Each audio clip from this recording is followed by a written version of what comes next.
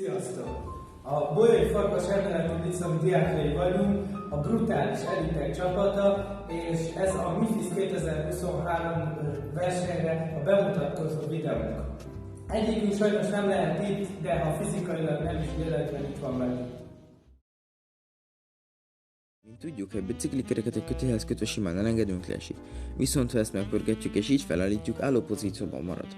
Ez a gyroszkópszerű mozgásnak köszönhető, ami a perdület megmaradás törvényét demonstrálja, mely kimondja, hogy amennyiben a testre ható erők eredője centrális, azaz a test mozgása közben mindig egy adott pont felé mutat, akkor az erre a pontra vonatkozó forgatónyomaték zérus.